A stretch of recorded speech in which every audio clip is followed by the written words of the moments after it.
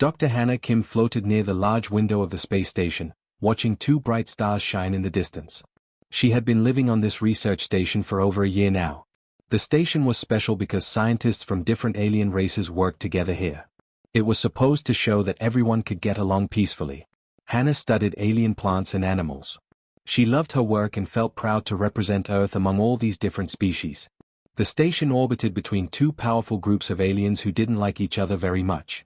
The Vorthak Empire was big and strong, while the Rillan coalition was smaller but still important. For now, they weren't fighting because of agreements like this research station. That morning started like any other. Hannah was looking at strange blue moss from a distant planet when alarms began ringing throughout the station. Red lights flashed everywhere. She had never heard these alarms before. Commander Yoon ran into her lab. His face looked worried and scared.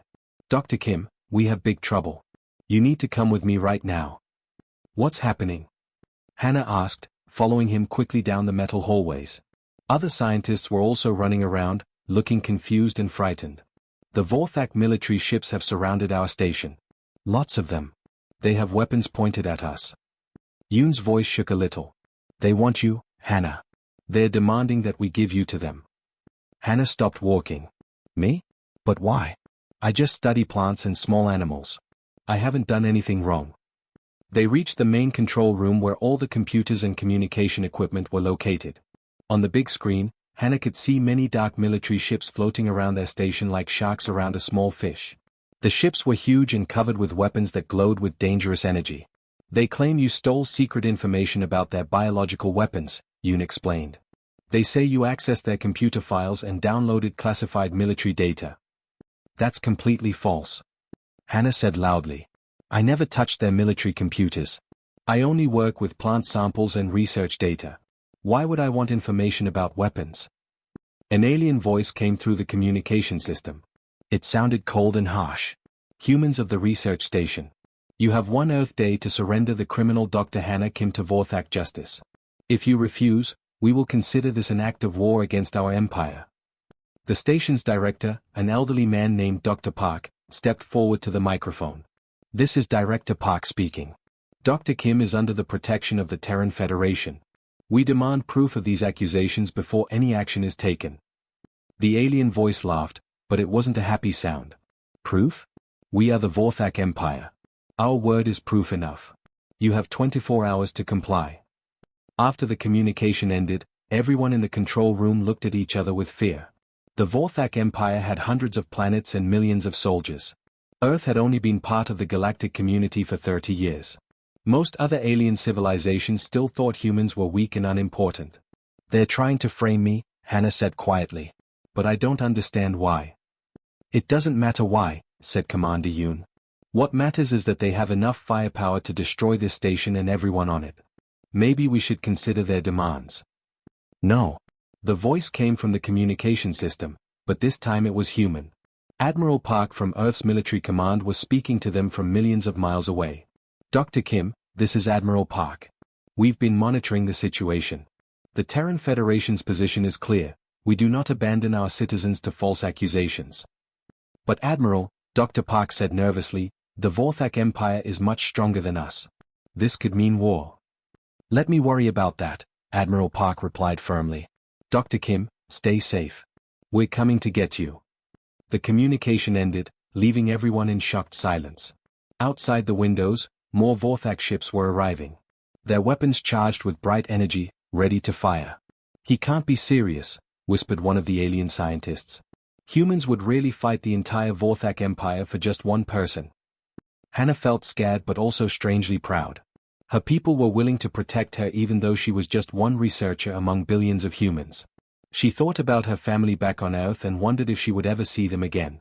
Hours passed slowly. The Vorthak ships waited like patient predators. Then, new ships began appearing in the distance. They were smaller than the Vorthak vessels but moved faster. Human ships from Earth were actually coming. The Vorthak commander sent another message: "Foolish humans. One insignificant researcher is not worth starting a war.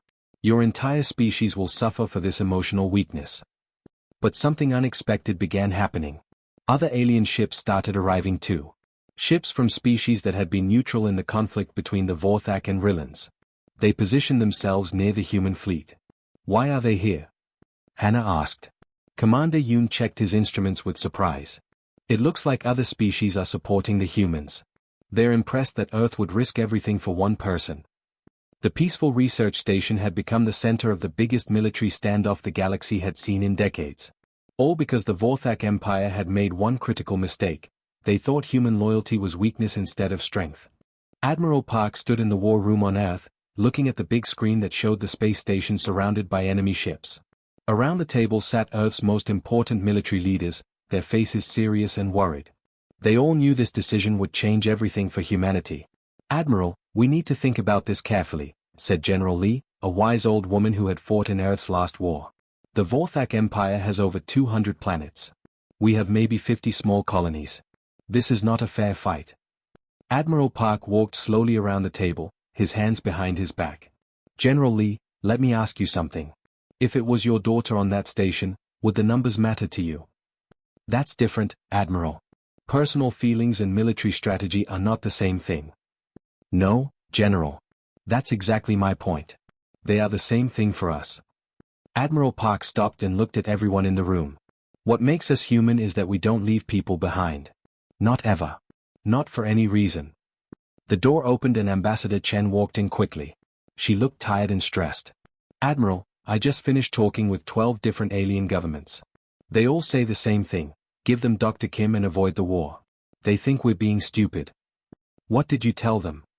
Admiral Park asked. I told them that humans don't sacrifice their people for political convenience. Most of them laughed at me. Ambassador Chen sat down heavily in her chair. The Zelani ambassador said we were being emotionally immature. The Rigel Council called it primitive thinking.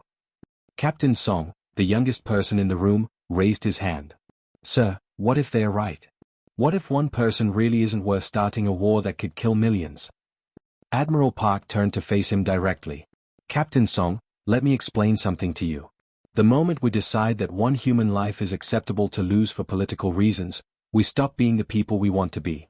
We become like them. Cold and calculating and willing to throw away anyone who becomes inconvenient. But sir, the military analysis shows we have less than a 10% chance of winning a direct war with the Vorthak Empire. Then we don't fight a direct war. Admiral Park smiled for the first time that day. We fight our kind of war. He pressed a button and the screen changed to show Earth's entire space fleet. The ships looked small compared to the massive Vorthak warships, but they were designed differently. Where Vorthak ships were built for overwhelming power, human ships were built for flexibility and adaptation. Order all fleet commanders to prepare for immediate departure, Admiral Park commanded. Full battle readiness. Sir, said Commander Kim from the communication center, we're receiving urgent messages from the Andorian Defense Force. They want to know our intentions. Put them through. The screen showed an alien with blue skin and 4 arms. Admiral Park, this is General Thex of the Andorian fleet. We are confused by your military movements. Surely you don't intend to fight the Vorthak Empire over one researcher. That's exactly what we intend to do, General Thex. The alien was quiet for several seconds. Admiral, we have fought beside humans in small conflicts before. Your soldiers are brave but not very experienced in large space battles. The Vorthak will destroy your fleet in hours. Maybe, Admiral Park said calmly. But they'll have to catch us first. After the communication ended, General Lee shook her head. Admiral, I still think this is madness. We're risking our entire civilization for one person. No, General. We're defining our entire civilization by how we treat one person. Admiral Park looked at the star map showing their fleet's position. Besides, I think our alien friends are underestimating something important about humans. What's that, sir? We're really good at making friends when we need them. As if to prove his point, Commander Kim announced, Sir, we're receiving a communication from the Nexri Trade Federation. They're offering to share intelligence about Vorthak ship movements. Then another communication came in, Admiral, the Quantum Wei Collective wants to provide technical support for our navigation systems. Admiral Park nodded with satisfaction. You see? When other species watch us risk everything for one of our people, they start to understand what kind of allies we really are. Captain Song looked at the growing list of alien support on his screen. Sir, why are they helping us? Most of these species have never been involved in military conflicts. Because, Captain, every species in the galaxy has individuals they care about. When they see us willing to fight an empire for one researcher, they realize we'd do the same for them if we were allies. The Vorthak response came quickly through official diplomatic channels. Their message was broadcast to every government in the galaxy. The human species demonstrates dangerous emotional instability. Their willingness to start a war over one individual proves they are unfit for galactic civilization. We will end this quickly and restore order. But something unexpected was happening. Across the galaxy, smaller species were watching the confrontation with new interest. For the first time, they were seeing what it looked like when someone refused to abandon their people, no matter the cost. Admiral Park looked at his officers one final time. Ladies and gentlemen, we're not just going to rescue Dr. Kim. We're going to show the galaxy what humans are really made of. Outside Earth's orbital stations, the largest fleet humanity had ever assembled prepared to jump into hyperspace. They were outnumbered, outgunned, and facing an empire that had never lost a war. But they had something the Vorthak Empire had never encountered, the absolute certainty that no human would be left behind. Captain Song stood on the bridge of his ship, the Incheon, watching the enemy fleet approach through the darkness of space. The Vorthak ships were massive, each one 3 times larger than his vessel. Their weapons glowed with deadly energy, ready to destroy anything in their path. Captain, we're receiving the Vorthak battle formation data, reported Lieutenant J from her station. They're arranging their ships in the traditional conquest pattern. Big ships in front, smaller ones behind for support. Song nodded. He had studied Vorthak military tactics for weeks, preparing for this moment. Just like we expected. They fight the same way every time because it always worked before. Sir, Admiral Park is asking for our status report. Tell the Admiral we're ready to begin Operation Wasp Sting. The Vorthak commander, thinking he was facing a desperate and weak enemy, sent a final message. Human vessels, you have one last chance to surrender. Your small ships cannot stand against the might of the Vorthak Empire. Save your lives and withdraw now. Captain Song smiled and opened the communication channel. Vorthak Commander, this is Captain Song of the Terran Federation. We respectfully decline your offer. Then you will be destroyed quickly and completely. The first Vorthak ships moved forward in perfect formation, expecting the human fleet to meet them head-on in traditional battle lines. Instead, something completely unexpected happened. The human ships scattered in all directions like leaves in the wind. Some dove under the enemy formation, others climbed above it, and a few seemed to disappear entirely behind asteroids and space debris. What are they doing? Demanded the confused Vorthak tactical officer. This is not proper military formation. They're acting like cowards, running from battle. Pursue them, ordered the Vorthak commander. Destroy them one by one. But the human ships weren't running away. They were positioning themselves for a type of combat the Vorthak had never seen before. Captain Song's vessel suddenly appeared from behind a large asteroid, firing precise shots at the weak spots of a Vorthak cruiser before disappearing again. Direct hit on their rear shields, reported Lieutenant J with excitement. Their main engine is damaged. 3 more human ships attacked from different angles, hitting the same Vorthak vessel from above and below simultaneously. The enemy ship, designed to fight enemies coming from one direction, couldn't defend against attacks from everywhere at once. Impossible, shouted the Vorthak commander as his formation began to break apart. How are they coordinating these attacks? They have no central command structure that we can target. What the Vorthak didn't understand was that humans had learned warfare differently than other species.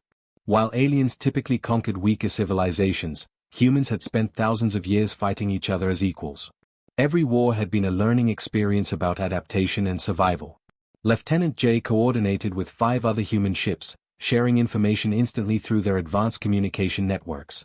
Captain, the Sol and Busan are in position for crossfire attack. The Daegu has found another weak point in their shield matrix. Execute coordinated strike pattern 7, Song ordered. The human ships moved like a pack of wolves hunting together. They communicated constantly, sharing tactical information and adjusting their strategies in real time.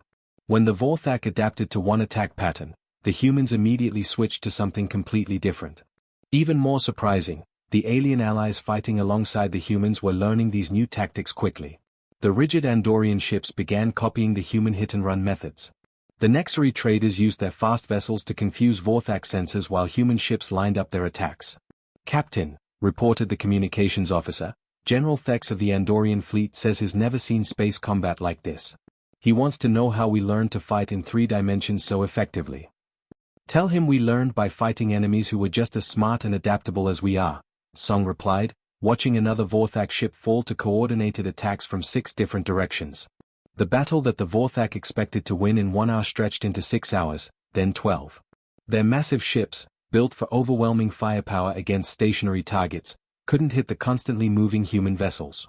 Worse, every time they thought they understood human tactics, the patterns changed completely. "Sir, the enemy is requesting reinforcements," reported Lieutenant J. "They're admitting they underestimated our capabilities." "How many ships have we lost?" Song asked. 3 damaged, none destroyed. The Vorthak have lost 8 ships completely and 15 more are badly damaged. This news spread quickly through the galaxy. Species that had dismissed humans as weak and inexperienced were suddenly paying attention. The Vorthak Empire, which had never failed to win a quick victory, was struggling against a much smaller force. On distant planets, alien leaders watched the battle reports with growing amazement. "Look how they fight," said one ambassador to another. "They don't just follow orders from above. Every ship captain thinks and adapts independently while still working together perfectly." "It's like they're all connected somehow," replied another observer. "When one ship learns something new about the enemy, all the other ships know it immediately." The Vorthak commander, facing his first military defeat in 20 years of service, sent an urgent message to his superiors: "The humans fight unlike anything we have encountered. Request immediate tactical analysis and additional fleet support. This will not be the quick victory we promised." Captain Song looked at the tactical display showing Vorthak ships retreating to regroup. "Lieutenant J, send a message to Admiral Park. Tell him Phase 1 is complete. The galaxy is starting to understand that humans are not as weak as they thought." 6 weeks had passed since the first battle, and the war that was supposed to end in 2 days was still raging across 3 star systems. Captain Song stood in the command center of his ship, now serving as the flagship for an alliance that nobody had expected to exist. "Status report, Lieutenant J," Song requested, looking at the large tactical screen showing ship positions across multiple planets. "Sir, the Vorthak 5th Fleet has pulled back to the Alio system. They lost 4 more ships yesterday when they tried to attack our supply convoy." J paused, checking her data tablet. "Also, intelligence reports that 3 more species are considering leaving the Vorthak Empire to join our alliance." Song shook his head in amazement. When this war started, it was just Earth's small fleet against a massive empire. Now 17 different alien species were fighting alongside humans, and the Vorthak were losing allies faster than they could replace them. "How is Dr. Kim doing?" Song asked. The researcher was still a prisoner somewhere in the Vorthak fleet, but regular communications from the enemy suggested she was alive and unharmed. The daily reports say she's still refusing to sign any confession. Apparently, she told her interrogators yesterday that humans don't give up easily. Jay smiled slightly. "Sir, she's become somewhat famous throughout the galaxy. People are calling her the symbol of human determination." Meanwhile, on distant planets throughout Vorthak space, something unprecedented was happening. The client species that had served the Empire for decades were beginning to question their loyalty. When they saw humans willing to fight an impossible war for one person, they started wondering what their own lives meant to their Vorthak masters. On the planet Kellera, local Governor Zex addressed his people through the planetary communication system. "Fellow Kellerans, we have served the Vorthak Empire for 40 years. In all that time, has any Vorthak ever risked their life to save one of us? Yet we watch humans cross the galaxy to rescue a single researcher." Similar conversations were happening on dozens of worlds. The Vorthak policy of treating their allies as disposable resources was suddenly being compared to humanity's refusal to abandon anyone. Admiral Park, coordinating the war from Earth's military headquarters, received daily reports that seemed impossible to believe. "General Lee, explain to me how we're winning this war. Our computer simulations said we had a 10% chance of survival." "Sir, I think our computers didn't account for something important," General Lee replied, studying the latest battle reports. "We assumed the Vorthak would stay united. We didn't predict that other species would join us or that the Empire would start falling apart from within." "Why is that happening?" "Because, Admiral, every species in the galaxy has watched us fight this war, and they are learning something about themselves. When they see humans willing to die for one researcher, they start asking why their own leaders wouldn't do the same for them." The war itself had evolved far beyond traditional space battles. Human tactical innovations were being copied and improved by their alien allies. The Andorian fleet had completely reorganized their command structure to allow more independent decision-making by individual ship captains. The Nexari traders were using their commercial networks to provide intelligence that was more accurate than any military spy system. Captain Song received a communication from an unexpected source, a Vorthak officer who wanted to defect. "Captain, this is Commander Vel of the Vorthak ship Dark Star. I wish to discuss terms for my surrender and the surrender of my crew." "Commander Vel, this is Captain Song. Why do you want to surrender?" "Because, Captain, I have watched this war for 6 weeks. I have seen how humans treat their prisoners with respect and dignity. I have seen how you fight not for conquest but to protect your people. My own commanders threatened to execute me yesterday because I questioned an order that would have killed civilians." This was becoming common. Vorthak officers were defecting not because they were losing the war, but because they were learning what honor actually meant by watching their human enemies. The war's turning point came when the entire Rillan coalition formally joined the Human Alliance. The Rillans had stayed neutral at first, but watching humans fight impossible odds had convinced them to choose sides. "Admiral Park," announced Commander Kim from the communications center, "we're receiving a formal treaty proposal from the Rillan coalition. They want to establish a permanent military alliance with Earth." 6 weeks ago, they wouldn't even take our calls, Admiral Park mused. Now they want to be our permanent allies. What changed? "Sir, I think they realize that humans make the kind of allies everyone wants. The kind who will come for you no matter how dangerous it is or how hopeless it seems." Dr. Kim, still imprisoned on the Vorthak command ship, was unaware of how famous she had become. To her, she was just trying to survive each day and maintain her dignity under interrogation. But throughout the galaxy, her name had become a symbol of something larger, the idea that every individual life has value worth fighting for. The Vorthak Empire, built on the principle that might makes right and individuals are expendable, was discovering that these ideas had a fatal weakness. When people saw a better way to live, they wanted to choose that better way. The war that started with one human researcher was becoming a revolution of ideas that would reshape the entire galaxy. Dr. Hannah Kim stepped off the rescue shuttle onto the docking bay of Lunar Station, feeling real Earth-made air fill her lungs for the first time in 3 months. Around her, hundreds of people cheered and waved flags from dozens of different worlds. The war was finally over, but the galaxy would never be the same again. Admiral Park walked up to greet her, his weathered face showing relief and pride. "Welcome home, Dr. Kim. I hope your imprisonment wasn't too difficult." Hannah looked around at the celebration, then at the memorial wall nearby that listed the names of everyone who had died in the war. "Admiral, I need to ask you something that's been bothering me for months. Was I really worth all this? All these deaths, all this destruction?" Admiral Park was quiet for a moment, then gestured toward the large viewing window that showed space beyond the station. "Dr. Kim, look out there and tell me what you see." Hannah looked through the window and saw something amazing. Ships from over 30 different species were working together to build what looked like a massive space station. Former enemies were sharing technology and resources, creating something that had never existed before. "What is that?" she asked. "That's the new Galactic Cooperation Center," Admiral Park explained. "It's being built by every species that joined our alliance during the war. It will be a place where all civilizations can meet as equals, where no one gets abandoned or treated as disposable."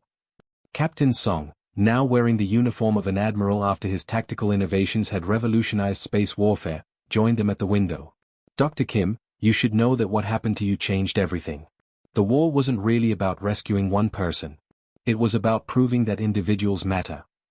"But so many people died," Hannah said softly, looking at the memorial wall again. "Yes, they did," Admiral Park agreed. "But they died fighting for something important. They died proving that there's a better way to organize civilization than the strong bullying the weak." 3 months earlier, the Vorthak Empire had controlled over 200 worlds. Now it no longer existed. The empire had collapsed not from military defeat, but from internal revolution. When the client species saw humans fighting desperately to save one researcher, they realized how poorly their own leaders treated them. "What happened to the Vorthak?" Hannah asked. "Most of their worlds declared independence," Admiral Song replied. "Some joined our alliance, others formed their own governments. Commander Prime Thexkar, who started this whole crisis, was put on trial by his own people for leading them into an unwinnable war. And the former Vorthak soldiers? Many of them asked to join our alliance forces. They said they wanted to serve under leaders who valued individual lives. Admiral Park smiled. It turns out that even Vorthak soldiers prefer to fight for people who won't abandon them. Hannah walked over to a communication station where messages were still coming in from across the galaxy. She read some of them aloud. "Thank you for showing us that our lives matter. My government has agreed to treat citizens better after seeing your example. We want to join the alliance because we've learned what real leadership looks like." "This is what I don't understand," Hannah said. "How did my situation cause all this?" Admiral Song activated a holographic display showing the war's timeline. "Dr. Kim, when other species watched us mobilize our entire fleet for one researcher, they started asking themselves questions. Why wouldn't their leaders do the same? Why were they considered expendable while their rulers lived in luxury?" "The war became a mirror," Admiral Park added. "Every species in the galaxy had to look at themselves and decide what kind of civilization they wanted to be part of. The ones who chose to join us chose a system where every individual matters." 6 months after her rescue, Dr. Kim was back to studying alien plants and animals, but now she worked in the new research facility that was part of the Cooperation Center. Scientists from 40 different species worked alongside her, sharing knowledge freely and treating each other as equals. "The funny thing is," she told her research assistant, a young Andorian named Vel, "the Vorthak were technically right about one thing. One human researcher really wasn't worth starting a war over." "Then why did your people fight?" Vel asked, looking up from the microscope where he was studying samples from his home planet. "Because it was never about whether I was worth a war," Hannah explained. "It was about what kind of people we wanted to be. The moment you decide that some individuals are acceptable to sacrifice, you stop being the kind of civilization worth preserving." Admiral Park, now serving as Earth's ambassador to the new Galactic Alliance, often reflected on how the war had unfolded. In his office overlooking the busy construction of the Cooperation Center, he kept a simple sign on his desk that read, "No one gets left behind." The war that everyone thought would destroy humanity had instead created the most successful alliance in galactic history. 37 different species now work together under a simple principle: every individual life has value worth protecting. The Vorthak Empire had made one critical error in judgment. They thought human emotional attachment was a weakness that could be exploited. They learned too late that it was actually humanity's greatest strength, and the foundation upon which a better galaxy could be built. Dr. Hannah Kim, the researcher whose imprisonment had started it all, became the first director of the Galactic Individual Rights Commission, ensuring that what happened to her would never happen to anyone else again.